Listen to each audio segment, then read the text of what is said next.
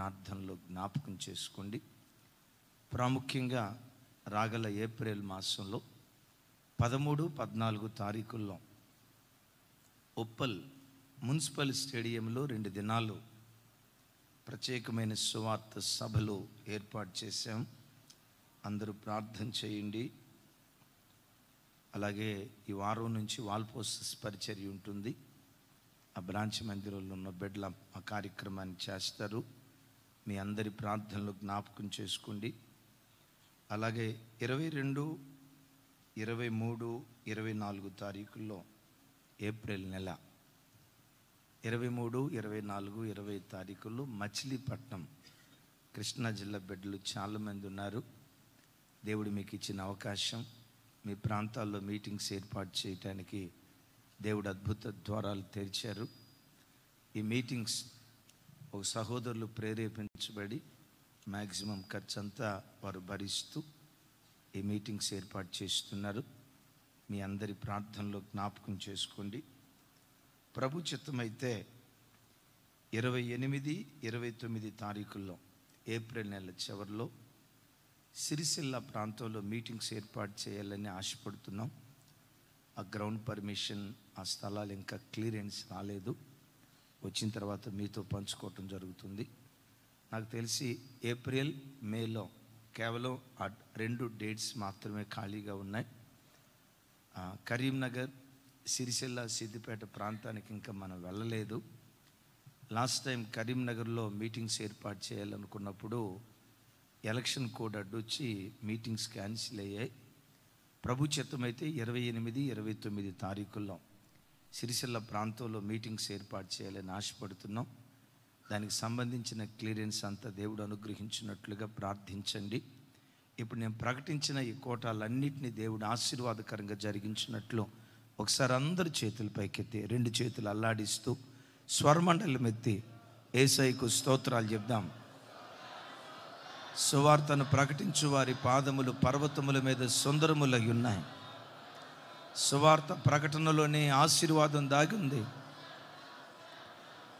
సువార్తను ప్రకటించాల్సిన భారం మన భుజాల మీద ఉంది. చేతులెత్తి స్తుతిస్తూ స్తోత్రం.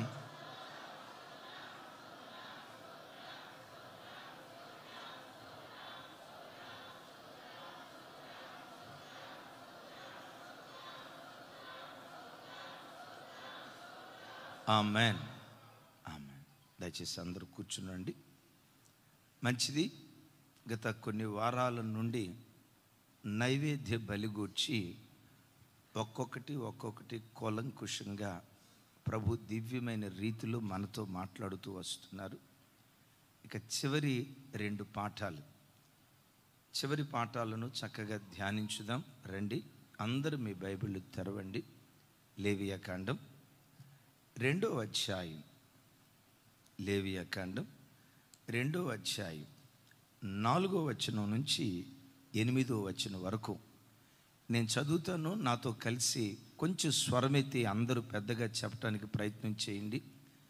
నీవు పొయ్యిలో కాల్చిన నైవేద్యము చేయునప్పుడు అది నూనె కలిసినదియు పొంగనిదియునైనా గోధుమ పిండి అప్పడములే గాని నూనె రాచినదియు పొంగనిదియునైనా పూరీలే గాని కావలెను. నీ అర్పణ పెనమ మీద కాల్చిన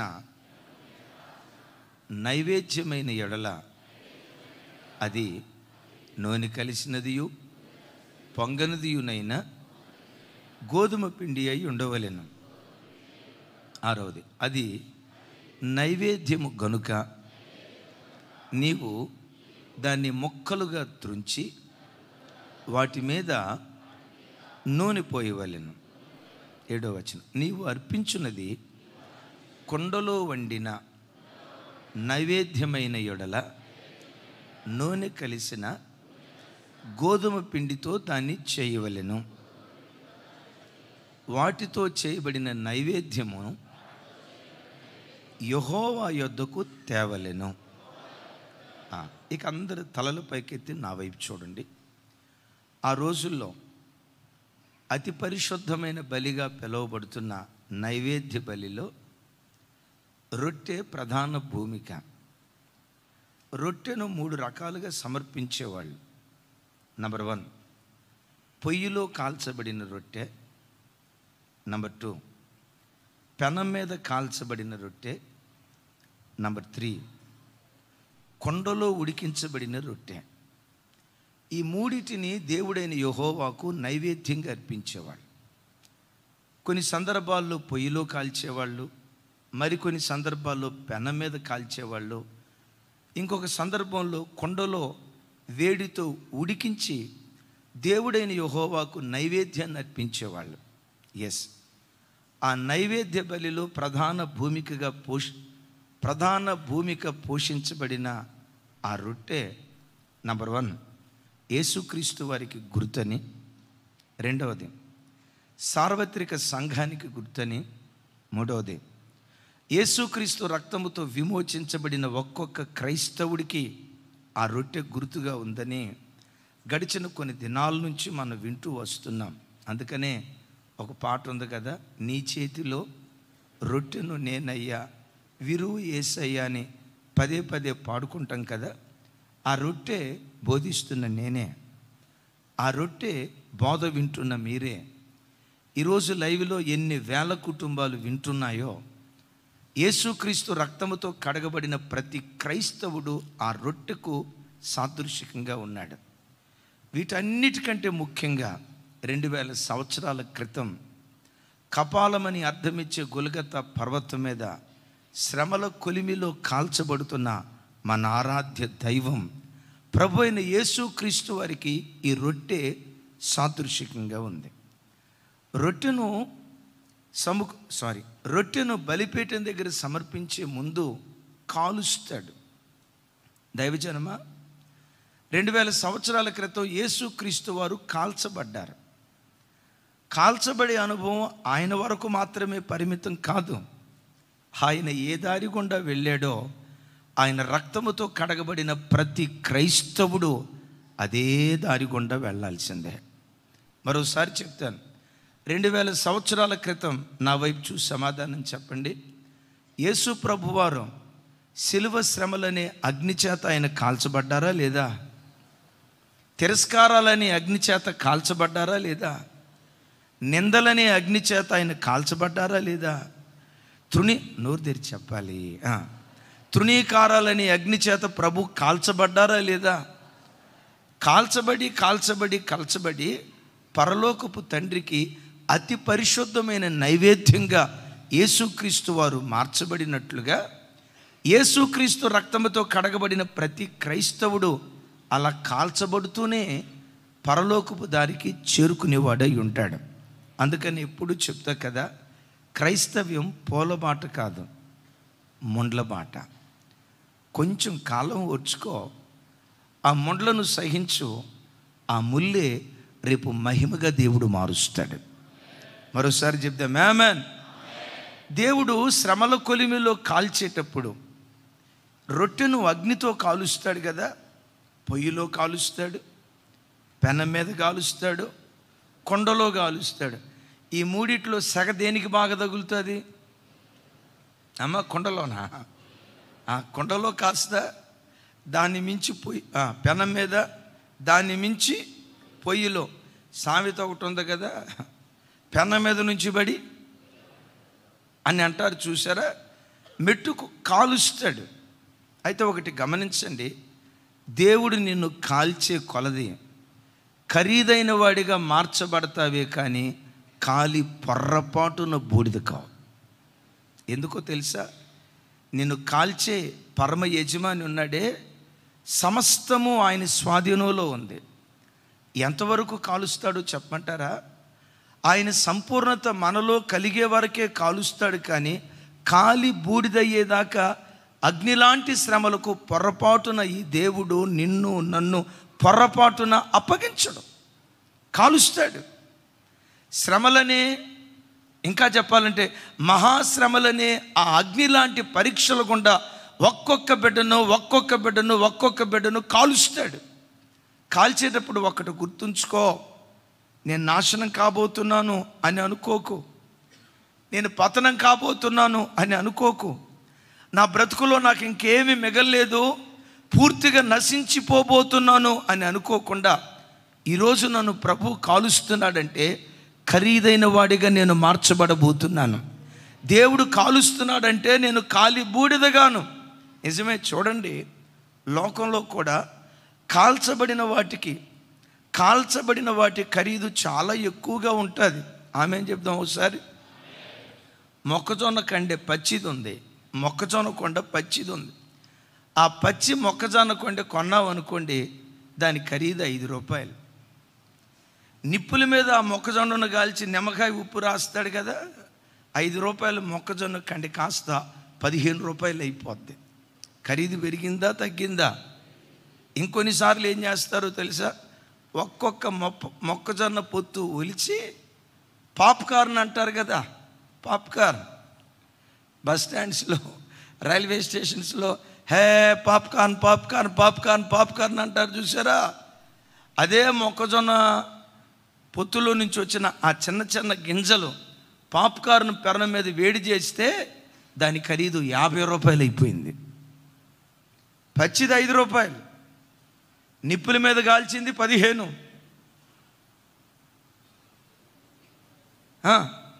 ఇంకెక్కువగా వేపింది 50 రూపాయలైంది. దేవుడు ఎప్పుడైనా అవమానాలతో నిన్ను కాలుస్తూ ఉంటే, నిందలతో నిన్ను కాలుస్తూ ఉంటే, ఇబ్బంది అని కొలిమిలో దేవుడు వేసి ఆకలి దప్పులు తిరస్కారాలు అనేటువంటి అగ్నిలో దేవుడు నిన్ను కాలుస్తూ ఉంటే గుండెల నిండా విశ్వసించు, ఖరీదైన పాత్రగా దేవుడు నన్ను మార్చబోతున్నాడు.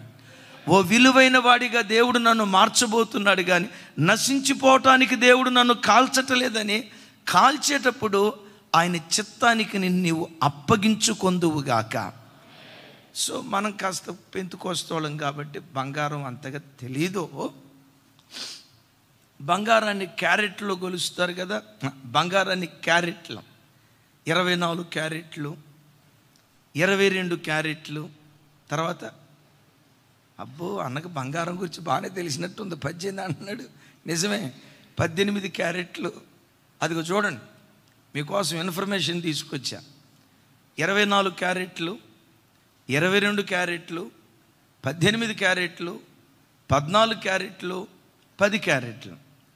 24 క్యారెట్ల బంగారం కాస్ట్లీ గోల్డ్. దాని ఖరీదు చాలా ఎక్కువ. 1 గ్రాము వచ్చి ఆల్మోస్ట్ 86, 8,600. 100 గ్రాములు వచ్చి 86,000. అదే 10 క్యారెట్ గోల్డ్ ఉంది, దాని ఖరీదు వచ్చి నాకు జ్ఞాపకం ఉండి 6,200. 10 క్యారెట్ గోల్డ్కి, 14 క్యారెట్ గోల్డ్కి, 18 క్యారెట్ గోల్డ్కి, 22 క్యారెట్ గోల్డ్కి, 24 క్యారెట్ గోల్డ్ కొన్న తేడా ఏంటో తెలుసా? మరలా చెప్తున్నాను, 24 క్యారెట్ గోల్డ్ ఖరీదైనటువంటి బంగారం. ఎందుకు అది ఎక్కువ ఖరీదైందో తెలుసా? అది ఎక్కువ ఉష్ణోగ్రతలో వేడి చేయబడుతుంది. 10 క్యారెట్ గోల్డ్ ఉంది, 800 to 850 డిగ్రీ సెంటీగ్రేడ్ ఉష్ణోగ్రతలో కాల్చబడుతుంది. 14 క్యారెట్ గోల్డ్ ఉంది, 850 to 900, 18 900 to 950, 22 1050. 24 క్యారెట్ బంగారం వచ్చేసరికి 1100 డిగ్రీ సెంటీగ్రేడ్ ఉష్ణోగ్రతలో వేడి చేయబడుతుంది. అంటే కాల్చబడే కొలది అది ఖరీదైనదిగా మార్చబడుతుంది. అంటే తక్కువ టెంపరేచర్లో, తక్కువ అగ్ని పరీక్షలకు గురైన దాని ఖరీదేమో రేటు తక్కువగా ఉంటుంది. ఎక్కువగా కాల్చబడిన దాని ఖరీదేమో రేటు మరెక్కువ అవుతుంది. విపరీతంగా కాల్చబడినటువంటి దాని ఖరీదు అన్నిటికంటే అత్యంత ఖరీదైనదిగా మార్చబడుతుంది. క్రైస్తవ జన్మ మీకేదో డేటా ఇవ్వాలి కాదు, దాని కొరకు కాదు ఇచ్చింది. ఏ క్రైస్తవుడినైతే దేవుడు ఎక్కువగా శ్రమలకు అప్పగిస్తాడో ఆ క్రైస్తవుడే భవిష్యత్ కాలంలో మరెక్కువ దేవుని మహిమ అనుభవించేవాడిగా మార్చబడతాడు. Praise the Lord. ఈ వాక్యం వింటున్న మీలో ఎవరైనా ఎందుకోనయ్యా నాకే, ఎందుకోనయ్యా నా కుటుంబంలోనే, ఎందుకోనయ్యా నా జీవితంలోనే ఈ ఆపదలన్నీ జరుగుతున్నాయి, నా జీవితంలోనే నేను తలెత్తుకోలేకపోతున్నాను, నా జీవితంలోనే నేను అనుభవించే ఈ శ్రమలు ఎవరికి చెప్పుకోలేక ఒంటరిగా కుమిలి కుమిలి కుమిలి కుమిలి బ్రతుకులో ఏడుస్తున్నాను, ఎందుకో నా జీవితంలోనే శ్రమలు ఎక్కువ వస్తున్నాయి అని ఒకవేళ ఈరోజు మాట్లాడుతున్నావా? చెల్లి, ఈ మాట విను. తమ్ముడా, ఈ మాట విను. ఈరోజు ఎక్కువగా నువ్వు కాల్చబడుతున్నావంటే భవిష్యత్ కాలంలో మరెక్కువ మహిమను దేవుడు నీకు అనుగ్రహించబోతున్నాడు.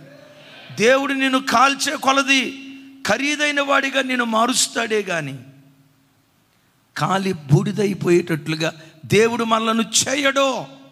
అయితే ఒకటి, ఒక్కొక్క బిడ్డను దేవుడు కాల్చేటప్పుడు 3 రీతులుగా కాలుస్తాడు. మొట్టమొదట ఆ రొట్టె ఎక్కడ వేయబడిందట? పొయ్యిలో. పొయ్యి ఉందో చూసారా? ఒకవైపు మంట కాదు, బాగేనండి, ఒకవైపు మంట కాదు, నలుదిక్కుల సెగ తగులుతూ ఉంటుంది. నలుదిక్కుల ఇక ఊపిరాటానికి అవకాశం ఉండదు. ఇటువైపు మంట, నోరు తెరిచి చెప్పండి, మీరు అందుకోవాలి వెంటనే. అన్నా, ఇటువైపు మంట, ఇటువైపు మంట, కింద నుంచి వచ్చే మాట ఎడు తిరిగి ఉంది. పైన ఏమన్నా రిలాక్సేషన్ ఉంటుందా? ఈ మంట పైకి వెళ్ళి పైన కలుస్తుంది. అదిగో చూడండి, కావాలంటే మీకోసమే మంట పెట్టాము అక్కడ. అమ్మా వింటున్నారా? కింద నుంచి మంట, ఇటు నుంచి మంట, సామయాన్న ఇటు నుంచి మంట, పైనుంచి మంట, నఖముఖములా కాల్చబడే అనుభవం. కొన్నిసార్లు దేవుడే తన చిత్తానుసారంగా నిన్ను నన్ను శోధించడానికి సాతానుకు అవకాశం ఇస్తాడు. ముప్పేట దాడి అంటారు కదా, నలుదిశల పోరాటం అంటారు కదా. దేవుడే కొన్ని సందర్భాల్లో పొయ్యి లాంటి శ్రమల కొలిమిలో ఏ దిక్కులో చూసినా నెమ్మది లేక, ఆరోగ్యరీతిగా చూస్తే ఆరోగ్యం క్షీణించిపోతున్నట్లు, ఆర్థిక విషయాలు చూస్తే ఆర్థికంగా కృంగిపోతున్నట్లు, సమాధాన విషయంలో చూస్తే సమాధానాన్ని కోల్పోయి, పెద్దోడేంటి ఇట్లా అయిపోయాడు అనుకునే లోపు చిన్నోడు అలా అయిపోవటం, మగపిల్లలు ఎట్లా అయిపోయారు, ఆడపిల్లలు పర్వాలేదు అనుకునేటప్పుడు ఆడపిల్లల ద్వారా పోరాటం. ఇట్లా క్రైస్తవ జీవితంలో కొన్నిసార్లు దేవుడు సాతాను మనల్ని శోధించేటప్పుడు నలుదిక్కుల పోరాటాలు దేవుడు మనకు అనుమతిస్తాడు. బైబిల్లో చాలామంది భక్తులకి ఒక దిక్కు కాదు, కొంతమందిని డైరెక్ట్గా దేవుడు వేయటం పొయ్యిలో వేశాడు, నలుదిక్కుల పోరాటాలకు అప్పగించాడు. అలా అప్పగించిన వారిలో యోబు భక్తుడు ఒక ఆయన అయితే, చాలామంది ఉన్నారు. దావీదు భక్తుడు మరొక ఆయన. ఒకసారి చూడండి ఆ మాటలు. యోబు గ్రంథం 19వ అధ్యాయం 10వ వచనం నుంచి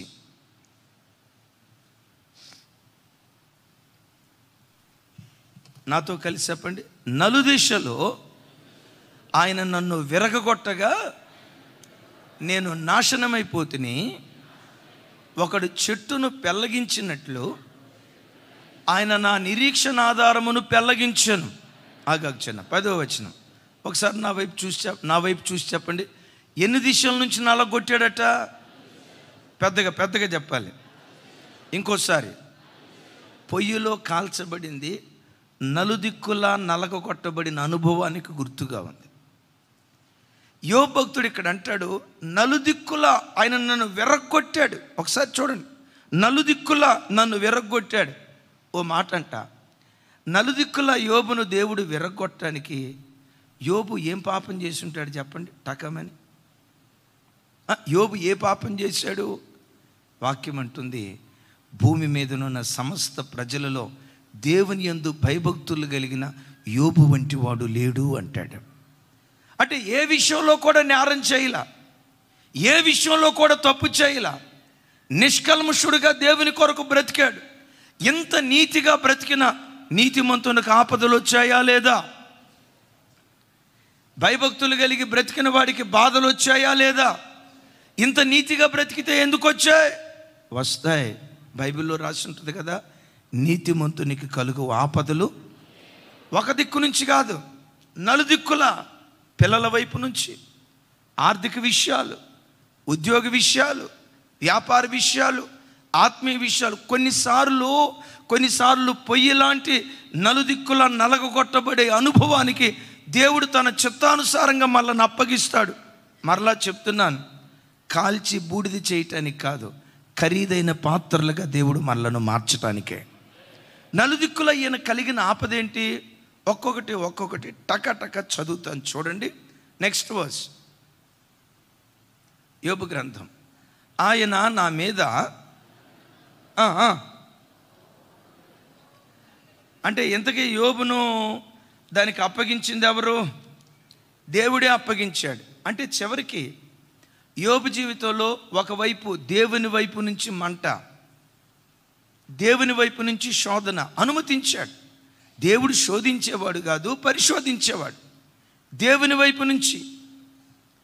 అంతటితో ఆగిందా? ఆ తర్వాత వచనాల్లో చెప్తాడు. 13వ వచనం, ఆయన నా సోదర జనమును నాకు దూరం చేసి ఉన్నాడు, నా నెరళ్ళు నాకు కేవలము అన్యులైరి, నా బంధువులు నా యొద్దకు రాకై ఉన్నారు, నా ప్రాణ స్నేహితులు నన్ను అయిపోయింది. బంధువుల ద్వారా, ప్రాణ స్నేహితుల ద్వారా మంట ప్రారంభమైంది. 3వది 15వ వచనం నుంచి చూడండి. నా ఇంటి దాసదాసి జనులు నన్ను అన్యునిగా ఎంచెదరు, నేను వారి దృష్టికి నేను నా పనివాణ్ణి పిలవగా వాడేమీ పలకకుండానున్నాడు, నేను వానిని బతిమాల. చూసారా, ఒకప్పుడు యోబు మంచిగా ఉన్నప్పుడు పని వాళ్ళని పిలిచాడు అనుకోండి, రాయ్ ఎవరు అక్కడ అని అంటంతో బాంచాను, నీ కాళ్ళు మొక్కుతా సార్, ఎందుకో పిలిచినట్టున్నారు, ఎందుకు సార్ అని గడగడ ఉనికేవాళ్ళు. యోబు పరిస్థితి ఎప్పుడైతే తలకిందులైపోయిందో, చివరికి యోబు ఇంట్లో పనిచేసే వాళ్ళు కూడా యోబు పిలిచినా రావట్లా. యోబు గారు ఇప్పుడు రే చిన్న ఒకసారి ఇట్రా అని అన్నారనుకోండి, అక్కడుండి పనివాడు అంటాడు, ఏమయ్యా ఇక్కడ ఎవడు నీకు సర్వెంట్ లేడో, నీ పని నువ్వు చూసుకో. బిడ్డలారా, పని వాళ్ళ చేత కూడా తిరస్కరించబడే బ్రతుకంటే ఎంత దయనీయంగా ఉంటుంది. ఒకవైపు దేవుడు విడిచిపెట్టాడు అని అనుకుంటున్నాడు, రెండో వైపు సహోదరులు, బంధువులు, నావారు అనే వాళ్ళందరూ దూరం అయిపోయారు. ఇంకొక వైపు తన దగ్గర దాసదాసీలుగా బ్రతికిన వాళ్ళు యోబును తిరస్కరిస్తున్నారు. నేనంట, లోకంలో ఒక సామెత ఉంది, కట్టెల మీద చోట పూలు అమ్మొచ్చు కానీ అమ్మలేమా? ఎవడేమనుకుంటాడు, అమ్ముకుంటా పోతే పోలా. మనం అనవసరంగా ఏమంటారు, ఈ టెక్కుకు పోయి నాకు అవమానం వస్తుంది, నేను తక్కువ అయిపోతానని చెప్పి కొంతమంది అనుకుంటారు. సరే, సామెత ఏంటంటే పూలమ్మిన చోట ఒకప్పుడు దాసదాసీలు భయపడతా ఉండేవాళ్ళు, ఇప్పుడు ఏ దాసి భయపట్ల, పిలిస్తే పలకట్ల. వీటన్నిటికి మించి ఘోరమైన పరిస్థితి ఏంటో తెలుసా? ఆ తర్వాత అంటాడు చూడండి, ఆ తర్వాత అంటాడు, నా ఊపిరి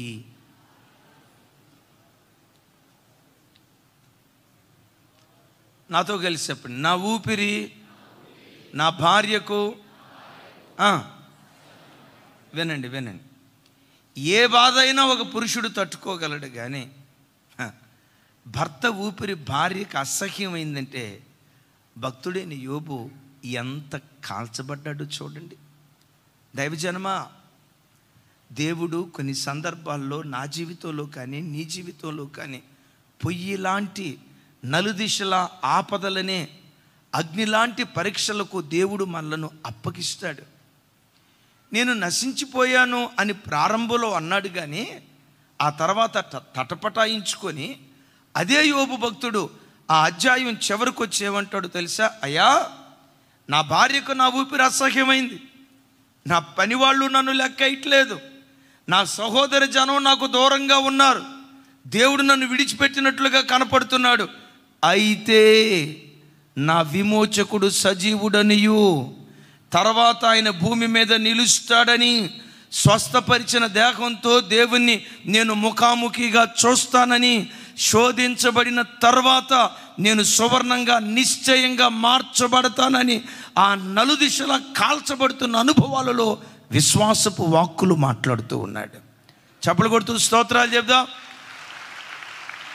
ఆయన నిరీక్షణ ఎంత గొప్పదో చూడండి. నిజమే, ఇవన్నీ జరిగాయి.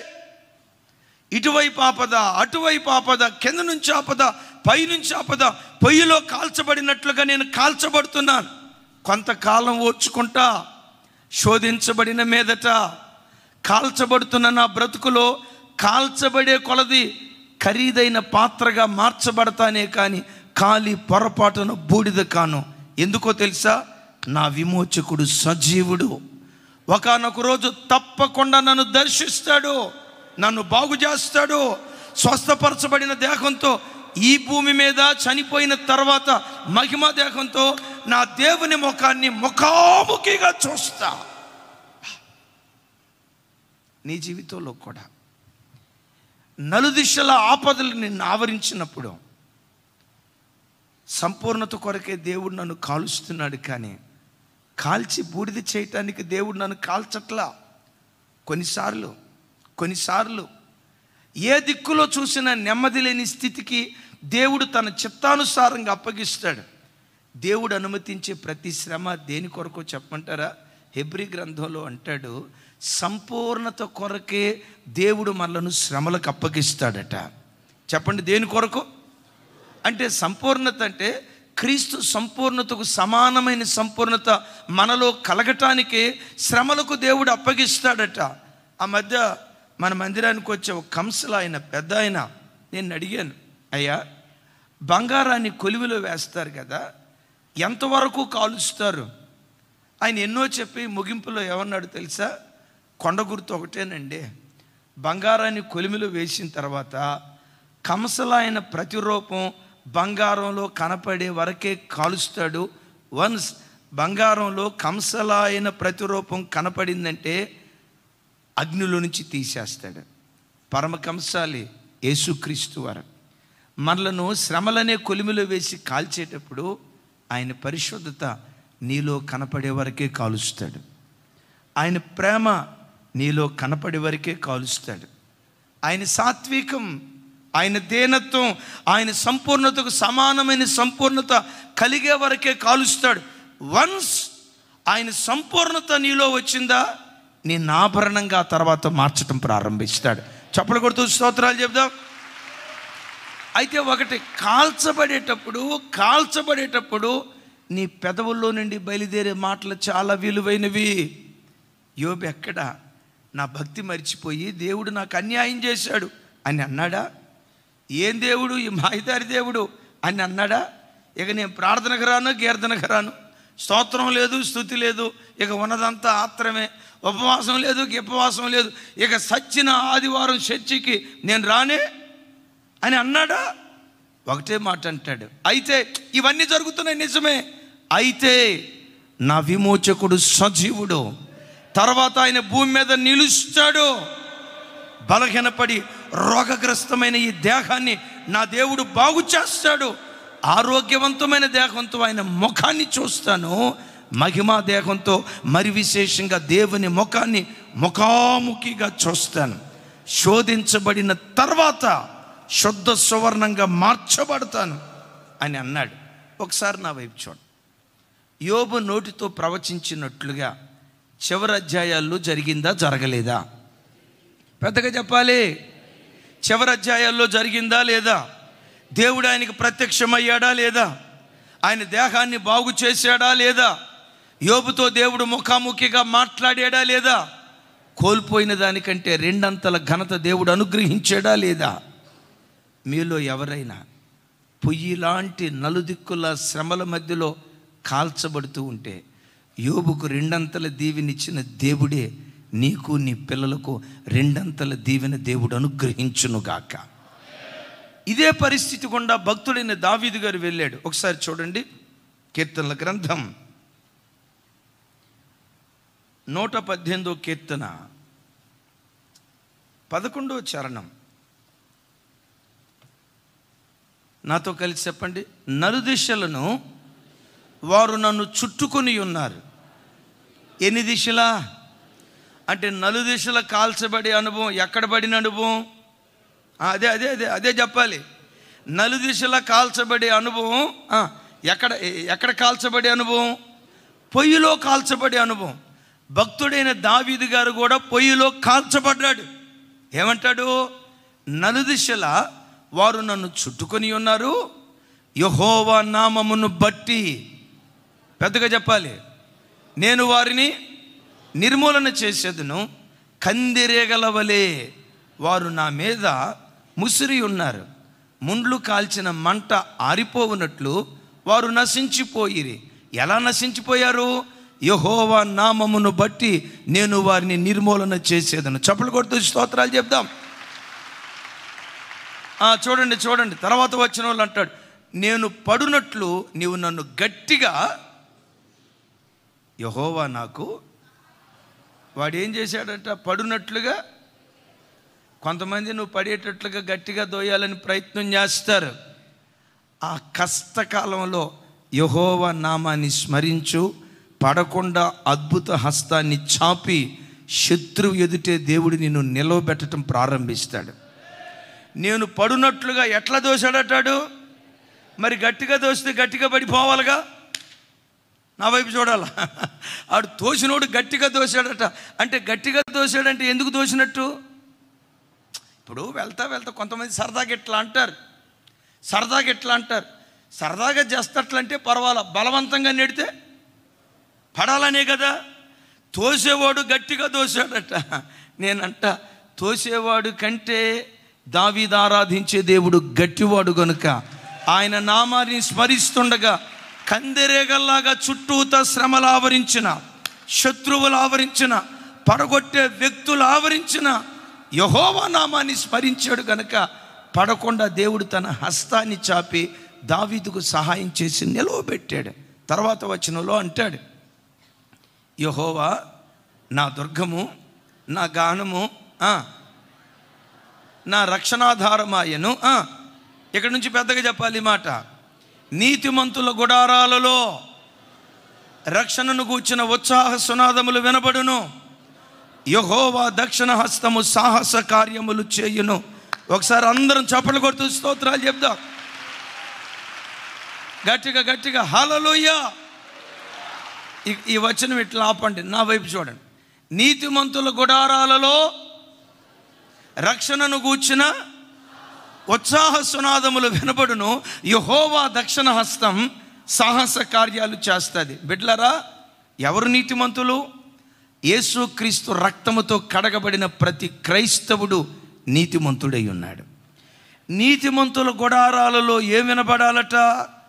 రక్షణను గూర్చిన ఉసూరు సునాదాలా, ఉత్సాహ సునాదాలా? ఉత్సాహంగా చెప్పండి. అది ఉసూరా, ఉత్సాహమా? ప్రతిరోజు మీ ఇంటిలో సాయంత్రం పూట కుటుంబ సమేతంగా కూడుకొని ఉత్సాహధ్వని చేస్తూ ప్రభువుని ఆరాధించండి. అద్భుతాలు చేయటానికి, సాహస కార్యాలు చేసే తన దక్షిణ హస్తాన్ని మన ఇంటి మీద దేవుడు చాపుతాడు. ఆమెన్. ఆయన హస్తం ఎలాంటిదట? చెప్పాలి. ఆయన హస్తం ఎలాంటిదట? సాహస కార్యాలు చేసే హస్తం. క్రైస్తవ జనమా, సాహస కార్యాలు చేసే దేవుని దక్షిణ హస్తం నీ ఇంటి మీద చాపబడునుగాక, నీ పిల్లల మీద చాపబడునుగాక, నీ కుటుంబం మీద చాపబడునుగాక. లైవ్ చూస్తున్న బిడ్డలారా, ఒక్కొక్క ఇంటి మీద సాహస కార్యాలు చేసే దేవుని దక్షిణ హస్తం నిశ్చయంగా చాపబడునుగాక. చాపబడాలంటే ఇక్కడ ఆమెనంటే సరిపోదు, ఇంట్లో అనాల. ఎట్లా పాడాలట? రక్షణను గూర్చిన ఉత్సాహ సునాదం. రే చిన్న నువ్వు కంజరి తీసుకో, రే చిన్న నువ్వు డోలక్ తీసుకో, రే చిన్న అదే తాళాలు తాళకప్పలు ఉంటాయి కదా, అవేవీ లేవా? ప్లేట్లు తీసుకొని అటు మీద దరివేయండి. మీకు చుట్టూతో ఉన్న వాళ్ళతో ఇబ్బంది లేకపోతే ప్రభువుని గూర్చి కుటుంబ ఆరాధన చేసేటప్పుడు ఉత్సాహధ్వని చేస్తూ చేయండి. యెహోవా హస్తం సాహస కార్యాలు మన బ్రతుకులో చేయటం ప్రారంభిస్తుంది. అంటే దావీదు ఇప్పుడు ఏ సందర్భంలో ఉత్సాహగానం పాడాడు? నలుదిక్కుల నెమ్మదిచ్చినప్పుడా? నో. కందిరేగల్లాగా సమస్యలు ఆవరించాయి. ఇతడు పడిపోవాలని గట్టిగా తోసేవాళ్ళు ఉన్నారు. శత్రుమోక చుట్టూతో ఆవరించి నలుదిక్కుల భయం. వాటి మధ్యలో ఉత్సాహధ్వని చేశాడు. అవును, నీతిమంతులకు కలుగు ఆపదలు, చెప్పాలి, నీతిమంతులకు కలుగు ఆపదలు. ఆ ఆపదల మధ్యలో సహజంగా ఎవరైనా ఎత్తుకునే పాట, ఆపదల మధ్యలో ఉత్సాహధ్వని చేస్తా పాడం కదా. ఆ ఆపదల మధ్యలో డెఫినెట్గా మనకు వచ్చే పాట ఏంటంటే, కలవరపడినే కొండల వైపు నా ఏడ్చి ఎదుటోళ్ళని ఏడ్పించి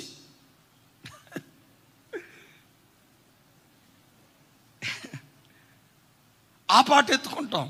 కానీ దావీదంటాడు, నీతిమంతుని గుడారాల మీద ఎన్నో ఆపదలు కలిగిన, ఎన్నో శోధనలు వచ్చిన. ఎన్ని శోధనలు తెలుసా? కందిరేగల్లాగా వాళ్ళు నన్ను ముసురుకున్నారు, సమస్యలు నన్ను ముసురుకున్నాయి. ఆ కష్ట పరిస్థితిలో ఉత్సాహధ్వని చేస్తూ నా ప్రభువుని కూర్చి పాడాను. ఏ హస్తం? సాహస కార్యాలు చేసే దేవుని దక్షిణ హస్తాన్ని నా ఇంటి మీద చాపాడు. చాపితే ఏం జరిగిందయ్యా? ఈరోజు నలుదిక్కుల ఆపద కదా. సమూయేలు 2వ గ్రంథం 7వ అధ్యాయం 1వ వచనంలో రాయబడిన మాట, దేవుడైన యెహోవా దావీదునకు పెద్దగా చెప్పాలి, దేవుడైన యెహోవా దావీదునకు. సమూయేలు 2వ గ్రంథం 7వ అధ్యాయం 1వ వచనం, నా వైపు చూడాలి. దేవుడైన యెహోవా దావీదునకు నలుదిక్కుల నెమ్మది కలుగు చేశాడు. ఎన్ని దిక్కుల? పెద్దగా చెప్పాలి, ఎన్ని దిక్కుల? చెప్పాలి, ఎన్ని దిక్కుల? యెహోవా నలుదిక్కుల అతని శత్రువు మీద అతనికి జయమిచ్చి అతనికి నెమ్మది కలుగు చేశాను. బిడ్డ, పొయ్యి లాంటి నలుదిక్కుల పోరాటాలకు దేవుడు అప్పగిస్తాడు. ఆ పోరాటాల మధ్యలోనే నీ జీవితం ముగించబడదు. ఏ నలుదిక్కుల నెమ్మది లేని స్థితి అనుభవించావో నువ్వు పాడుతూ వెళ్ళు, స్తుతిస్తూ వెళ్ళు. నలుదిక్కుల నా దేవుడైన యెహోవా నీకు నెమ్మదిచ్చునుగాక. నలుదిక్కుల శత్రువు మీద దేవుడు నీకు విజయాన్ని దయచేయునుగాక. ఈరోజు ఏ పిల్లల కోసం ఏడ్చావో అదే పిల్లల విషయమై నవ్వే దినాలు దేవుడు నీకు అనుగ్రహిస్తాడు. ఏ ఆర్థిక విషయాల నిమిత్తమై ఏడ్చావో అదే ఆర్థిక విషయాల్లో గంతులు వేసే దినాలు దేవుడు నీకు అనుగ్రహిస్తాడు. ఒకసారి నా వైపు చూడు. ఏ వైపు నుంచి కాల్చబడుతున్నావు? ఏ వైపు నుంచి కాల్చబడుతున్నావు? ఉద్యోగ వైపా? వ్యాపారం వైపా? ఆత్మీయత వైపా? కుటుంబమే ఒక కొలిమిలాగా మార్చబడిందా? కడుపును పుట్టిన పిల్లలే, కట్టుకున్న భార్యే ఒక కొలిమిలాగా మార్చబడిందా? విసిగిపోకు, దేవుడు అనుమతించాడు. అప్పుడు ఏమన్నాలో తెలుసా? దేవా, ఇది భరించడానికి కావలసిన శక్తి నాకు దయచేయి, విసుగు నన్ను రానివ్వకయ్యా, భరించడానికి కావలసిన కృప నాకు దయచేయని ఆ కృపను కోరుకుంటూ ఉత్సాహధ్వని చేస్తే సాహస కార్యాలు చేసే దేవుని దక్షిణ హస్తం మన ఇంటి మీద చాపబడునుగాక. ఆయన చాపుతాడు ఒకరోజు. ఆమెన్. పెద్దగా చెప్దాం ఆమెన్. ఒకరోజు నిశ్చయంగా ఆయన తన హస్తాన్ని చాపుతాడు. ఆమెన్. ఆయన హస్తాన్ని చాపుతాడు. ఆమెన్. ఆయన హస్తం చాతగాని హస్తం కాదు, సాహస కార్యాలు చేసే హస్తం. ఆ హస్తం ఏం చేస్తావో తెలుసా? నలుదిక్కుల శత్రువుల మీద నీకు విజయాన్ని ఇచ్చి నలుదిక్కుల దేవుడు నెమ్మది దయచేస్తాడు. దావీదు దేవుడే నీ దేవుడు. ఈరోజు పొయ్యిలో కాల్చబడుతున్న నీకు నలుదిక్కుల దేవుడు నెమ్మది దయచేయునుగాక. రెండవది ఎక్కడ కాల్చబడుతుందా? రొట్టె చూస్తే అంటారు కదా, పెనంలో నుంచి పడి. నేనంట, పెనంలో కాల్చబడే మంట ఎక్కువ సెగ తగిలిద్దా, పొయ్యిలో కాల్చబడే దానికి ఎక్కువ సెగ తగిలిద్దా? కదా, నిజమే. కానీ పెనం మీద కాల్చబడే అనుభవం వర్ణనాతీతం. రొట్టె ఇప్పుడు దేని మీద ఆధారపడింది? పెనం మీద. పెనం మీద ఆధారపడితే పెనం ఏం చేస్తుంది? కాల్చేస్తుంది. కొన్నిసార్లు ఏం జరిగిద్దో తెలుసా? యేసుక్రీస్తు వారి జీవితం ఏదో నా జీవితం అదే. కొన్నిసార్లు జీవితంలో కొంతమందిని బాగా నమ్ముతాం, బాగా ఆధారపడతాం. ఎవరి మీద నువ్వు ఆధారపడతావో ఆధారపడిన వారి ద్వారానే చెప్పుకోలేని సమస్యలు కొన్నిసార్లు దేవుడి జీవితంలో అనుమతిస్తాడు. నేనంట మొదటి నుంచి నీకు శత్రువుగా ఉన్నవాడు నిన్ను గూర్చి రకరకాలుగా అన్నాడు. పెద్ద బాధపడవు, ఫరక్ పడదాం. నీ ప్రక్కనే ఉండి నా ప్రాణానికి ప్రాణం, నీ ప్రాణానికి నా ప్రాణం ఇస్తాను అని కొంతమంది భారీ డైలాగులు వాడతారు కదా. అది నీ పిల్లలే కానీ కట్టుకున్న నీ తోటి నీ ప్రాణ స్నేహితులు అని అనబడి నువ్వు ఆనుకున్న వాళ్ళే నిన్ను గూర్చి చెడుగా మాట్లాడారనుకో, ఆ బాధ తట్టుకోలేవు. యేసు ప్రభు వారి జీవితంలో యేసు ప్రభు వారిని సిలువకు అప్పగించింది. యేసు ప్రభు వారిని, ఈ పెద్ద పదం వాడటానికి కాస్త ఇబ్బందిగా ఉన్న బైబిల్లో రాయబడి ఉంది.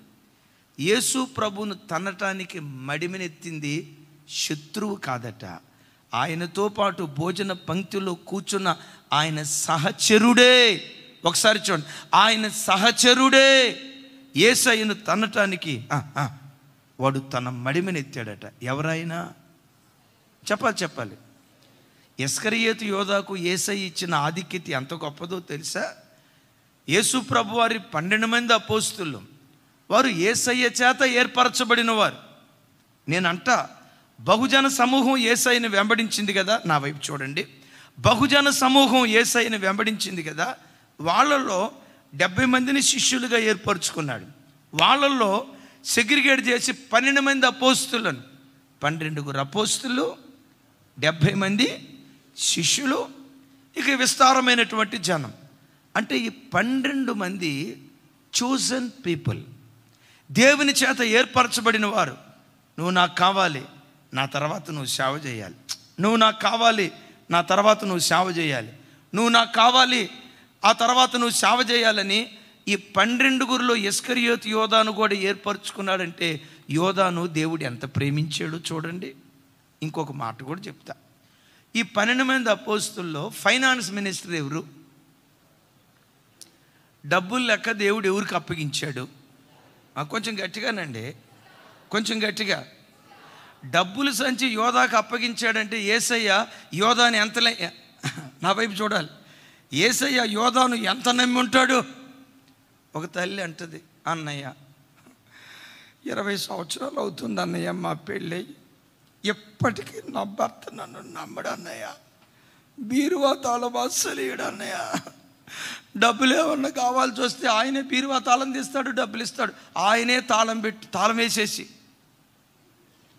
పుణ్యాత్ముడు 20 సంవత్సరాలైన భార్య నమ్మలేదంట. పురుష మహాశైలారా, కొంతమందికి ఎన్ని సంవత్సరాలైనా పెళ్ళై 15 సంవత్సరాలైనా అంటాడంట. వాక్యంలో ఏమని రాస్తుంది? నాసికా రంధ్రాలలో ఊపిరి ఉన్న ఏ మనిషిని నమ్మకూడదని బైబిల్లో రాసి ఉంది కదా. నేను బైబిల్ పాటిస్తా, నువ్వు భార్య అయితే అయి ఉండొచ్చు కానీ నేను నమ్మా. మరి అదే మాట భార్య కూడా అంటే ఎట్టుంటుంది? నాసికా రంధ్రాల్లో ఊపిరి ఉన్న ఏ మనిషిని నేను నమ్మనని ఇప్పుడు ఈయన అన్నాడంటే ఈయన కూడా నాసికా రంధ్రాలు ఊపిరి ఉన్నవాడేగా కాదా? భార్య కూడా అనాల్సింది.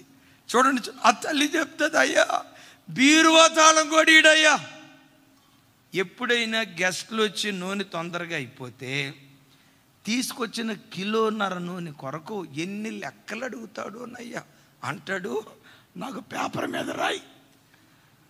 ఏమి రాయాలంట? రోజుకి అంత నూనె పోసావు, చెంచాడా, 2 చెంచాలా, 3 చెంచాలా? అయ్యా ఈ పిసినారుడితో ఏగలేకపోతున్నానయ్యా, మారేటట్టు ప్రార్థన చేయండి అయ్యా అంది. ఎక్కడ కాదులే అమ్మా, ఇక్కడ కూర్చొని ఎట చూస్తున్నారంటే ఎవరై ఉండొచ్చు. పాపం అంత ధైర్యంగా ఇక్కడ ఎవరు చెప్పరు. పిసినారి మొహమోడయ్యా, 20 సంవత్సరాలని ఇప్పటికీ నమ్మడయ్యా.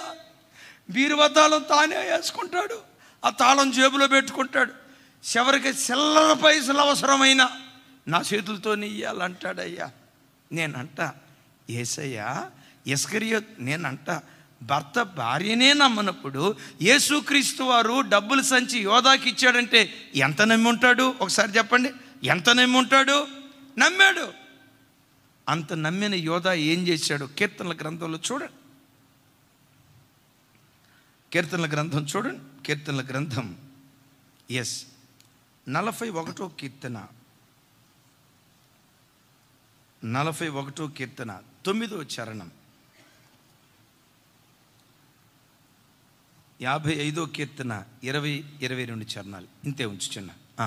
నాతో కలిసి చెప్పండి. నేను నమ్ముకొని నా హితుడు నా ఇంట భోజనము చేసినవాడు నన్ను తన్నుటకై తన మడిమనెత్తెను. ఒకసారి చూడండి, ఏమన్నాడు? నేను నమ్ముకొని నా హితుడు, నేను ఆధారపడిన పెనం, నేను ఆధారం చేసుకున్న పెనం, నేను నమ్ముకొని నా హితుడు నా ఇంట నాతో కలిసి భోజనం చేసినవాడు నన్ను తన్నుటకై. ఎవరిని తన్నటానికి? ఇది దావీదు జీవితంలో జరిగింది అహీతోపేలు ద్వారా. ఇది యేసుక్రీస్తు వారిని గూర్చి రాయబడిన ప్రవచనం. బిడ్డ, ఒక్కసారి చూడు. పిల్లలని కొన్నిసార్లు ప్రాణాధికంగా ప్రేమిస్తూ, కొన్నిసార్లు కాదు ప్రతిసారి ప్రాణాధికంగా ప్రేమిస్తూ వాళ్ళకు ప్రేమను పంచుతున్నా, కొన్నిసార్లు వాళ్ళు అర్థం చేసుకోక, నీ ప్రేమ మాధుర్యపు రుచిని వాడు తెలుసుకోక, కొన్నిసార్లు ఆ పెనమే నిన్ను తన్నటానికి మడిమనెత్తుతాడు. నువ్వు ఆధారపడిన వాడే నీకు విరోధిగా మాట్లాడి, నీకు విరోధిగా మారి, నీకు కీడు చేయాలని ప్రయత్నం చేస్తాడు. దేవుడు కొన్ని సందర్భాలలో తన చిత్తానుసారంగా పెనం లాంటి అనుభవాలు గుండా దేవుడు మనల్ని తీసుకొని వెళ్తాడు. చూస్తే పొయ్యిలో ఉన్నది బాధ ఎక్కువ అనిపిస్తుంది, కానీ నేనంట పొయ్యిలో ఉన్నదానికంటే, ఏమండి, చుట్టూతో బయట వాళ్ళు 100 మాటలన్నా పెద్ద పట్టింపు ఉండదండి. ఇంటో లేదన్న ఒక మాట అంటే, ఇప్పుడు ఇక్కడ సేవకుల పిల్లలు ఉన్నారు. నేను దైవ సేవకురాలు 22 సంవత్సరాలు 23 సంవత్సరాలు బట్టి కష్టపడి సేవ చేస్తూ ఉన్నాం. మీ అందరి సహకారం ద్వారా ఇంత నమ్మకంగా సేవ చేస్తూ ఉన్నప్పుడు, రైట్, నేను దైవ సేవకురాలు మనస్ఫూర్తిగా ప్రేమించా, మనస్ఫూర్తిగా గౌరవించా. ఒకరోజు మీ మధ్యలోకి వచ్చి, జెర్మియా అన్న పైకి చూడటానికి చాలా మంచోడుగా ఉంటాడు, కానీ లోపట అంత మంచోడు కాదు అని అక్క చెప్పిందనుకో. అక్క చెప్పిందన్న సంగతి నాకు తెలిసిందనుకో, బయటోడు 100 మాటలన్నా పెద్ద అనిపించదు, కానీ ఇంటోడు నిందిస్తూ మాట్లాడాడంటే గుండె కోత. పిల్లలకు పదే చెప్తాను, నానా బాబు, మీరు ఈ పరిచర్యలో దాసులు కాదు, దీని వారసులు. మా తర్వాత ఈ పరిచర్యను నిలవబెట్టాల్సినటువంటి వాళ్ళు, రాబోయే తరాలకు దీవెనకరమైన సేవ చేయాల్సినటువంటి వాళ్ళు. యేసుక్రీస్తు వారు పరిచర్య చేసి అపోస్తులకు అప్పగించారు. ఆ అపోస్తులు ఆ తర్వాత తరం వాళ్ళకి అప్పగించారు. ఆ తర్వాత తరం వాళ్ళు రాబోయే తరాలకు అప్పగించారు. అలా తరం వెంబడి తరం అపోస్తుల దగ్గర నుంచి పొందుకున్నటువంటి పరిచర్య కృపగల దేవుడు మా చేతులకు అప్పగించాడు. మా చేతులకు అప్పగించిన పరిచర్య భవిష్యత్ కాలంలో మీ చేతులకు మేము అప్పగించబోతున్నాం. మీరు కూలోళ్ళు కాదు, ఈ పరిచర్యలో దాసులు కాదు, కొంతకాలం సేవ చేసి బయటికి వెళ్ళిపోయే వాళ్ళు కాదు. ఈ సేవలో మీరు దాసులు కాదు. నేను ఎప్పుడు చెప్తా, ఈ పరిచర్యకు మీరు వారసులు. ఎంతకాలం వాడుకున్న యాంప్లిఫైర్ దగ్గర, ఎంతకాలం వాడుకున్న మందిరం ఓడ్చడానికి, ఎంతకాలం వాడుకున్న మా బట్టలు ఉతకటానికి, ఎంతకాలం వాడుకున్న మందిరం శుభ్రం చేయటానికి, ఇలా పనోళ్ళుగా పరిచారకులుగానే కాదు, ఈ పరిచర్యకు మీరు వారసులు. ఏమంటే ఓ మాట అంట, మీరు సంపాదించిన వాటిలో 10% మాకు ఇస్తారు, కానీ లేదు దేవుడు మిమ్మల్ని ప్రేరేపిస్తే 20% ఇస్తారు, కానీ మీ ప్రాపర్టీ అంతటికి మేము వారసులమని మీలో ఎవరైనా రాసిస్తారేమో ఒక్కళ్ళు ఉంటే చేతుల పైకి ఎత్తండి. ఇప్పుడే పూలదండేసి ఫోటో తీసి రేపు పేపర్లు వేపిస్తా, ఖర్చు అంతా నాదే. పుణ్యాత్ములారా, ఒక్కళ్ళు కూడా. నేను అన్నమాట అర్థం కాలేదా? అమ్మ కుకటిపల్లి సిస్టర్, మీకు ఒక 2 ఇళ్ళు ఉన్నాయి అనుకో, నిజామాబాద్లో కుకటిపల్లిలో, అన్నయ్య ఈ కూతురు కాదు కొడుకు కాదు అన్నయ్య, మీరు ఎంత కష్టపడి సేవ చేస్తున్నారు, ప్రత్యేకంగా మన తెలంగాణ ప్రాంతంలో సేవ చేస్తున్నారు, నా వైపు చూడాలా, మా 2 ఇళ్ళు మినిస్ట్రీ పేరు మీద రాసిస్తాను అన్నయ్య అనేవాళ్ళు ఉంటే చేతులు ఎత్తండి. పల్లవి సిస్టర్ మొన్ననే ఇల్లు కట్టుకున్నాం, రాసిస్తావు తల్లే, అయితే పేపర్లు తీసుకురా రేపు ఆదివారం. ఏమండే, మాటలు ఎన్నైనా తీయగా చెప్పొచ్చు. డబ్బు దగ్గర, ప్రాపర్టీ దగ్గర యథార్థంగా ఉన్నవాడే ఏదైనా చేయగలుగుతాడు. ఆ పిల్లలకు చెప్పే మాట, దీనిలో మీరు దాసులు కాదు, బానిసలు కాదు. కొంతకాలం మిమ్మల్ని వాడుకొని అనాథలుగా మేము విడిచిపెట్టే వాళ్ళం కాదు. ఈ పరిచర్యకు మీరు వారసులు. ఇది లైవ్ వెళ్తుంది, రాగల దినాల్లో కూడా మీరు వింటారు. ఇంత వారసులని చెప్పి నేనంట, అఫ్కోర్స్ నేను ఊరు పేరు లేనోడినే, ప్రభు పాదాలు పట్టుకున్నాను, ఈరోజు ఈ స్థితికి తీసుకొచ్చాడు. దైవ సేవకురాలు ఊరు పేరు లేనిదే, అఫ్కోర్స్ వాళ్ళ ఊరి పేరు గూగులమ్మ తల్లిని అడిగితే అడ్రస్ చెప్పిద్ది. మా ఊరి పేరు అడిగితే గూగులమ్మ తల్లి కాదు కదా, దాని సెల్లులో యూట్యూబ్ని అడిగినా చెప్పదాం. అసలు అడ్రస్ గల్లంతూ మా ఊరు పేరు లేనోడిని దేవుడి ఈ స్థితికి తీసుకొచ్చాడు. ఎంత దివ్యమైన పరిచర్య దేవుడిచ్చిన, ఇక ఈ వివరాలు చెప్పలేదు, దేవుడిచ్చిన ఇంత ఘనమైన ఖరీదైన పరిచర్య నేను ఈ పిల్లల చేతులు పెట్టేటప్పుడు రాజు నా ముందు వచ్చి, అన్నా ప్రైస్తులాడన్నా, అన్నా ప్రైస్తులాడన్నా అని చెప్పి, అట్లా నేను బయటికి వెళ్ళిన తర్వాత ఎబినేజర్ అన్న దగ్గరికి వచ్చి, అన్న అస్సలు మంచోడు కాదు, అక్క అస్సలు మంచిది కాదు అని నేనంట. మీరు 100 మాటలన్నా తట్టుకోగలను, మీరంటే తట్టుకోలేను, ఎందుకంటే మీరు నా పిల్లలు. ఒకవేళ మీరంటే తట్టుకోగలమేమో కానీ మా దగ్గర పెరుగుతూ ఊరు పేరు లేని వ్యక్తులకు ఒక ప్లాట్ఫామ్. ఆఫ్కోర్స్ నేను ఒకప్పుడేదే ఊరు పేరు లేని పిల్లలకి ఇంత ఆధిక్యత ఇచ్చిన తర్వాత, ఇంత ఆధిక్యత పొందుకున్న తర్వాత గుసగుసలాడితే కడుపు కోత.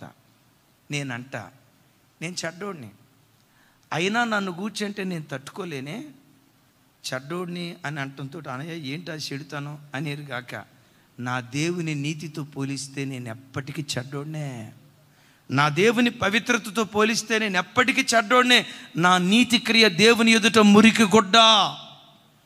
సరే నన్ను గూర్చి అన్నారంటే ఓకే, నన్ను గూర్చి మమ్మల్ని గూర్చి అనుకున్నారంటే ఓకే. యేసుక్రీస్తులో ఏ తప్పు ఉందని ఇస్కరియోతు యోధ మడిమనెత్తాడు.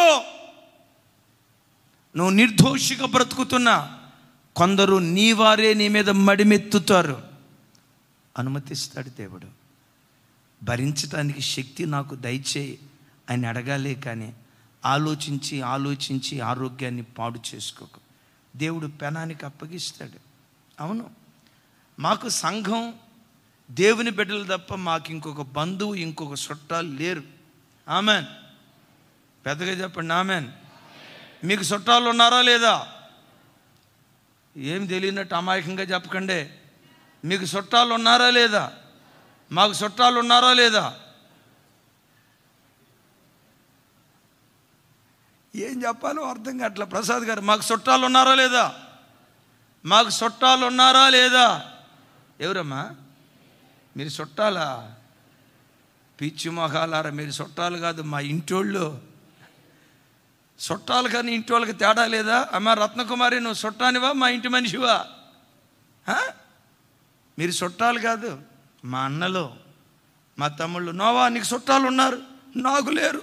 నా చుట్టూ నువ్వే, మా బంధువులు మీరే, మా అన్నలు మీరే, మా తమ్ముళ్ళు మీరే. ఎస్, కొన్నిసార్లు నా పిల్లలు అనుకున్న మీ ద్వారా కొన్నిసార్లు దేవుడు నాకు అనుమతిస్తాడు. కొన్ని నిందలు, కొన్ని తిరస్కారాలు.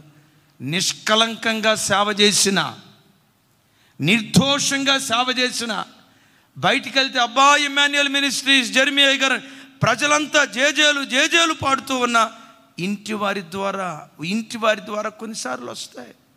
నేను బాధపడినా. ప్రభా, కొన్నిసార్లు పెన్న మీద కాలుస్తావు, పెన్న మీద కాల్చబడటానికి నువ్వు అనుమతిస్తావు. భరించటానికి కావలసిన శక్తి నాకు దయచేయి.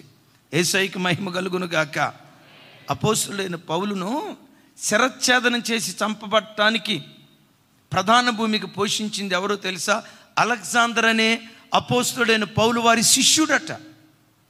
నీరో చక్రవర్తి చేత శిరచ్ఛేదనం చేయబడటానికి కారణం ఒక క్రైస్తవుడు అని చెప్పడానికి సిగ్గుపడుతున్నాను. నిజమే, దెస్సలోనిక సంఘంతో పౌలు గారు అంటాడు, ఒక మాట చూడండి. దెస్సలోనికీయులకు రాసిన మొదటి పత్రిక 2వ అధ్యాయం 14వ వచనం. నాతో కలిసి చెప్పండి. అవును సహోదరులారా, మీరు యోదయలో క్రీస్తు యేసునందున్న దేవుని సంఘమును పోలి నడుచుకుని వారైతిరి. వారు యూదుల వలన అనుభవించినట్టి శ్రమలే మీరును మీ సొంత దేశస్థుల వలన. రైట్, మరొకసారి అందరూ ఇంకొకసారి 14వ వచనం నేను చదువుతాను, నాతో కలిసి చెప్పండి. యోదయలో క్రీస్తు యేసునందున్న దేవుని సంఘం. ఎక్కడున్న సంఘం అంట? కొంచెం పెద్దగారు తల్లి, నోరు తెరిచి చెప్పాలి. ఎక్కడున్న సంఘం? క్రీస్తు యేసునందున్న సంఘం ఏ ఊరిలో ఉంది? యోదయలో ఉన్న క్రీస్తు యేసునందున్న సంఘానికి ఎవరి ద్వారా శ్రమలు వచ్చాయట? అరే అక్కడ చెప్తాడు కదా, యూదుల వలన. విన్నారా? యోదయలో ఉన్న సంఘానికి యోదయ ప్రజల ద్వారా శ్రమలు వచ్చాయట. అవును, మీ ద్వారానే నాకు కొన్నిసార్లు శ్రమలు వస్తాయి. మీ ద్వారానే నాకు కొన్నిసార్లు సూటిపోటి మాటలు వస్తాయి. మీ ద్వారానే కొన్నిసార్లు నాకు నింద వస్తుంది. అయ్యో ఎలా అయిపోయిందే నా బ్రతుకు అని అనుకోవటానికి వీల్లేదు.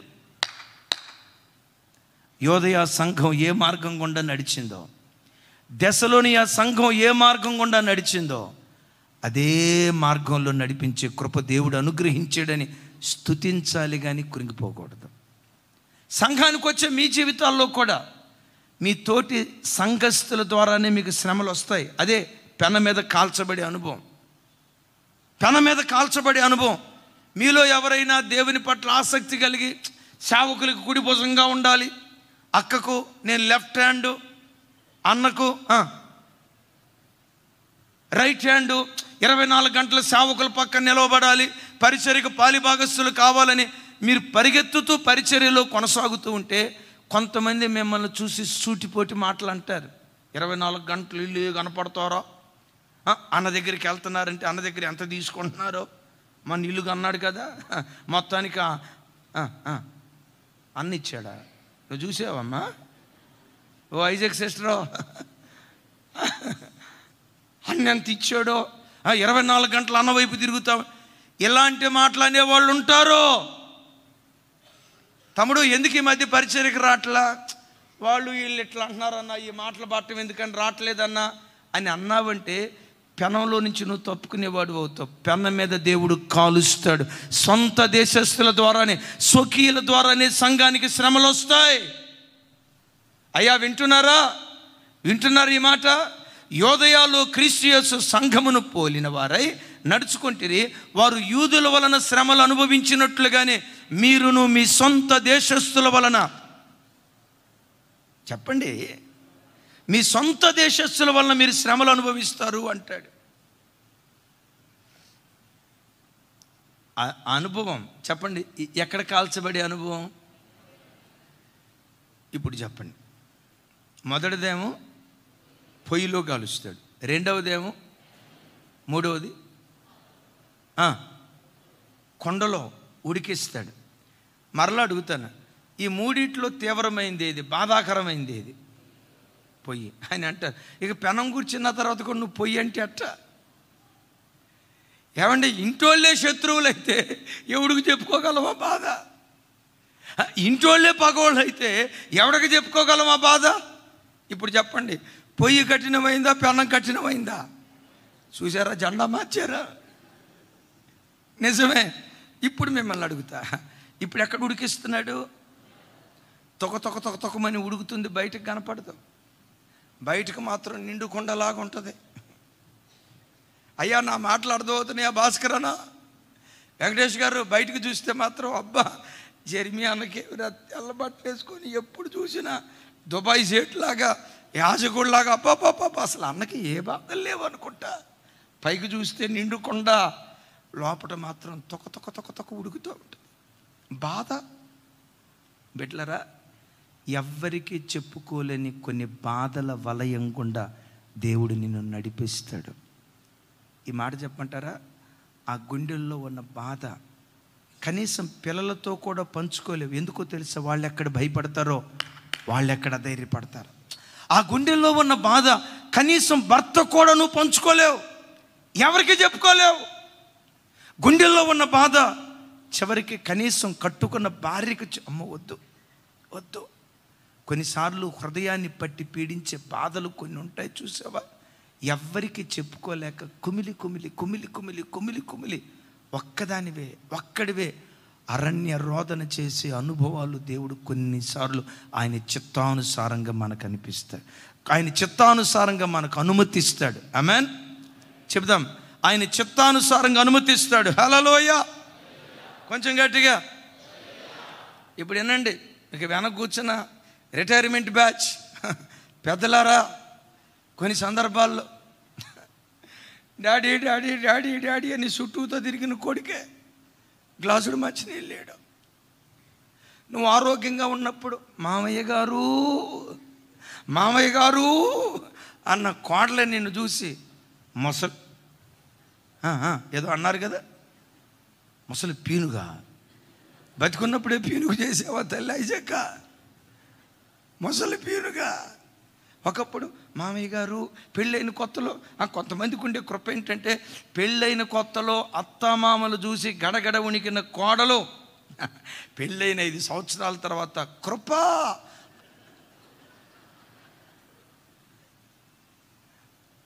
మీకేదో అర్థమైంది, అంతే జరుగుతుందా?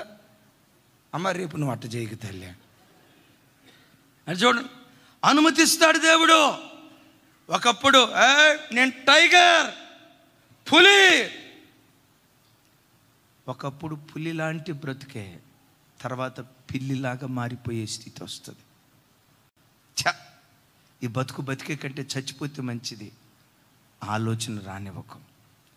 అంతరంగంలో ఉన్న బాధ ఎవరికి చెప్పుకోలేవు. బిడ్డలారా, నీ ప్రభు కూడా కొండలో రొట్టె తొక ఉడికినట్లుగా యేసుక్రీస్తు ప్రభు వారి అంతరంగం ఉడుకుతావని శిష్యులతో చెప్పారు. యెరూషలేముకి వెళ్ళబోతున్నాను, ఇది ఆఖరి ప్రయాణం, మరలా తిరిగి రాను. మనుష్య కుమారుడు అన్ని చేతులకు అప్పగించబడతాడు, సిలువేయబడతాడు అని చెప్తా ఉంటే వాళ్ళు వింటూ ఉన్నారు. యేసు ప్రభు ఎక్కడ తన సిలువ మరణాన్ని గురించి చెప్పేటప్పుడు శిష్యులను కూర్చోబెట్టి వాళ్ళని ఎదురు కూర్చోబెట్టుకొని యేసయ్య ఏడ్చి వాళ్ళని ఏడ్పించి ఈ కార్యక్రమం చేయాల. పైకి వాళ్ళతో మాట్లాడేటప్పుడు మాత్రం మనుష్య కుమారుడు యెరూషలేముకి వెళ్తాడు, తమ్ముడు చెప్పు, అన్యుల చేతికి అప్పగించబడతాడు, సిలువ వేయబడతాడు, సమాధి చేయబడతాడు. 3వ దినాన సమాధి గుండెను చీల్చి యోనా 3వ దినాన చేప గర్భంలో నుంచి బయటకు వచ్చినట్లుగా సమాధి గుండెను చీల్చి నేను మరలా తిరిగి బయటకు వస్తాను అని నిండు కొండలాగా ధైర్యంగా చెప్తున్నాడు. అదే ప్రభు గెత్సెమనే తోటకి వెళ్ళిన తర్వాత బైబిల్లో రాయబడి ఉంటుంది, రాతివేతంత దూరం వెళ్ళి లోపట కొండ కొత్తమని ఉడుకుతా ఉంటే ఆ ఆవిరి వేడి ప్రెషర్ వస్తుంది చూసారా? ఆ భయంకరమైన వేదనల మధ్యలో యేసుక్రీస్తు వారు ఆతురతతో ప్రార్థన చేస్తూ ఉంటే చూడండి, స్వేద రంధ్రాల గుండా అందరికీ చెమట వస్తే యేసుక్రీస్తు వారి కట స్వేద రంధ్రాల గుండా రక్తం బయటకు వచ్చిందట. మోకరించిన ప్రాంతం రక్తపు మడుగైపోయిందట. దీని గురించి ఎడ్వర్డ్ విలియమ్స్ గారు ఏం చెప్తారంటే, మనిషి స్వేద రంధ్రాల గుండా రక్తం ఎప్పుడు బయటకు వస్తుందంటే, ఇప్పుడు కుక్కర్ ఉంది, కుక్కర్ పైన విజిల్ పెడతారు కదా, పప్పు ఉడికిస్తారు కదా, ఆ కుక్కర్లో నుంచి నా వైపు చూడండి, విజిల్లో నుంచి విజిల్ సౌండ్ ఎప్పుడు వస్తుంది? పెట్టిన వెంటనే రాదు, పెట్టిన 2 నిమిషాల్లో రాదు. బాగా వేడయ్యి లోపట హై టెంపరేచర్, హై ప్రెషర్, లోపట బయట కాదు, వింటున్నారా? లోపట హై టెంపరేచర్, హై ప్రెషర్ గురైనప్పుడు అని విజిల్ బయటకు వచ్చినట్లుగా ఒక మనిషి తట్టుకోలేనంత ఒత్తిడికి గురైనప్పుడు స్వేద రంధ్రాల గుండా చెమట కాదు రక్తం బయలుదేరి వస్తుందట. ఎవరికీ చెప్పుకోలేకపోయాడు. ఇప్పుడు ఎవరికి చెప్పుకుంటున్నాడు? పరలోకపు తండ్రికి చెప్పుకుంటున్నాడు. ఏమంటాడు? తండ్రి నీ చిత్తమైతే ఈ గిన్నెను నా యొద్ద నుండి తొలగించు. నేనంట అంతరంగ పురుషుడికి బాహ్య పురుషుడికి మధ్యలో విపరీతమైన పోరాటం జరుగుతుంది. తండ్రి నీ చిత్తమైతే ఈ పాత్రను నా దగ్గర నుంచి తొలగించు. మీకు ఇక్కడ ఒక మాట చెప్తాను. యేసయ్య శిష్యుల దగ్గర ఏడవల. ఎవరి దగ్గర ఏడ్చాడు? దేవుని దగ్గరే ఏడ్చాడు. చప్పలు కొడుతూ స్తోత్రాలు చెప్తాం. ఒకసారి నా వైపు చూడండి. నీ గుండెల్లో ఎంత బాధ ఉన్నా మనుషుల దగ్గర ఏడవకు. కొంతమంది అంటారు హృదయంలో ఉన్న బాధ 10 మందికి చెప్పుకుంటే హృదయం ఏమైపోద్దంట? హృదయం తేలికైపోద్దో లేదో నాకు తెలియదు, కానీ నీ బతుకు మాత్రం తేలికైపోద్ది. ఆ తర్వాత బతుకు బస్ స్టాండ్ కాకపోతే నన్ను అడుగు. ఒక మాట, తమ్ముడా మీ ఆవిడ నిన్ను కొట్టిందనుకో, ఒక మాట అలా జరగకుండా గాక. ఆమెను అన్నాడంటే ఏదో జరుగుతుంది. ఒక మాట మీ ఆవిడ నిన్ను కొట్టిందనుకో, మీ ఆవిడ నిన్ను కొడితే ఆఫీస్లో నీకు బాగా థిక్ ఫ్రెండ్ ఉంటాడు. రే ఎవరికి చెప్పకరా, నా బాధ నీకు చెప్పుకుంటున్నా. గుండెల్లో ఉన్న బాధ 10 మందికి చెప్తే కాస్త హృదయం తేలికైపోద్దంట కదా. గడిచిన రాత్రి మా ఆవిడ సీపిరి కట్ట కార్పొడి తీసుకొని చేత కొట్టిందిరా, ఎవరికి చెప్పమాకరా, హృదయం తేలికైపోద్ది అని చెప్పా అని అంటాడు.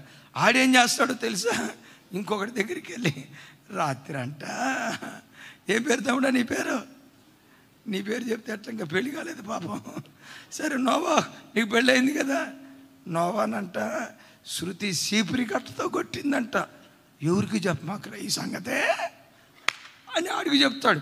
ఆడు ఇంకొకటి దగ్గరికి వెళ్ళు, ఎవరికి చెప్పమాకే అని, ఎవరికే చెప్పమాకే అని కంపెనీ అంతా చెప్తారు. ఇక వాళ్ళంతా చూసి నోవా ఉన్నాడే ఆడి సీపిరి కట్టతో కొట్టితో నోవా కనపడి, ఆడవుకున్నావా నీ కొరకు ప్రార్థన చేస్తా. 10 మందికి చెప్తే హృదయం తేలికైపోద్దో లేదో నాకు తెలియదు. ప్రజల మధ్యలో పల్చనవుతావు. జీవితంలో ఎప్పుడు నేర్చుకో, నీ గుండె చప్పుడు హృదయనాథుడు యేసుక్రీస్తు దగ్గరే నువ్వు విప్పే వ్యక్తిగా ఉండాలి. అనుమతిస్తాడు దేవుడు, అనుమతిస్తాడు. ఎప్పుడు నాకు ఎంత బాధ ఉన్నా ఎవరికి చెప్పను. ఒకటి అలా చెప్తే సేవకురాలకి చెప్తా. సేవకురాలు నాకు పెట్టిన పేరు ఏంటో తెలుసా? ఏది బయటికి చెప్పడు, గుట్టు మనిషి. అవసరమైందే చెప్తా. మనిషికి చెప్పావనుకో వాళ్ళని బాధ పెట్టమే కదా. అయ్యో ఈ ఇబ్బంది అనుభవిస్తున్నాడు నాలుగు కృంగిపోతారు కదా. ఓదార్చగలుగుతారు. దేవునికి చెప్తే పరిష్కరించగలుగుతాడు. యేసయ్యకి మహిమ కలుగును గాక. అలాగని మాలాంటి దైవ సేవకులకి చెప్పుకోండి, గుండెల్లో పెట్టుకుంటాం, పెదవుల ద్వారం దాటి ఎక్కడ బయటికి వెళ్దాం. యేసయ్యకి మహిమ కలుగును గాక. యేసయ్య ఎక్కడికి వెళ్ళి ప్రార్థన చేసుకుంటున్నాడు? దూరం కాదు, అదే పొరపాటు. రాతి వేత అంత దూరం. ఒకసారి చెప్పండి, పెద్దగా చెప్పాలి. ఎందుకు రాతివేత అంత దూరం వెళ్ళాడో చెప్పమంటారా? ఇదంతా నిద్రపోతు బ్యాచ్. ఈ నిద్రపోతు బ్యాచ్ దగ్గర కూర్చుంటే నాకెక్కడ నిద్ర వస్తుందోనని. మీకు ఒక సామెత తెలుసా? ఆవలింతకి ఎవరున్నారంట? అన్న. మీకు తెలుసా? ఆవలింతకన్నా నిద్రకి ఏకంగా తండ్రే ఉన్నాడు. ఒకడు ఆవలిస్తే ఎదుటోడికి ఆవలింత వస్తుందా? కూర్చున్న వాళ్ళు ఒకళ్ళు ఇట్లా అనండి, ఈ నిద్రపోతు బ్యాచ్ పక్కన కూర్చుంటే నిద్ర వస్తుందని యేసు ప్రభువారట చెప్పండి, రాయి ఇసిరితే ఎంత దూరం పోద్దో అంత దూరం వెళ్ళి ప్రార్థన చేసుకున్నాడు. ఎందుకయ్యా అంత దూరం పోయావంటయ్యా? ఈ నిద్రపోతు బ్యాచ్ దగ్గర ఉంటే వాళ్ళ మీద కృప నా మీద కూడా వస్తుంది, వాళ్ళ మీద నిద్రపోతు నా మీద కూడా వస్తుందని రాతివేతంత దూరం వెళ్ళాడంట. రాతివేతంత దూరం తన గుండె చప్పుడు దేవునికి వినిపించాడు. ఏం జరిగిందో తెలుసా? అంతరంగ పురుషుడు ఆత్మ ద్వారా దేవదూతల ద్వారా బలపరచబడి ఆ విపత్కరమైన పరిస్థితులు, సిలువ మరణపు పరిస్థితులు ఎదుర్కొని పరలోకపు తండ్రికి అతి పరిశుద్ధమైన నైవేద్యంగా యేసుక్రీస్తు మార్చబడ్డాడు. పొయ్యిలో కాల్చబడ్డాడు, నఖముకాల పెన మీద కాల్చబడ్డాడు. ఎస్, తన వారి ద్వారా అంతరంగంలో ఎవరితో చెప్పుకోలేని కొండలో ఉడికించబడ్డట్లుగా ప్రభు ఉడికించబడ్డాడు.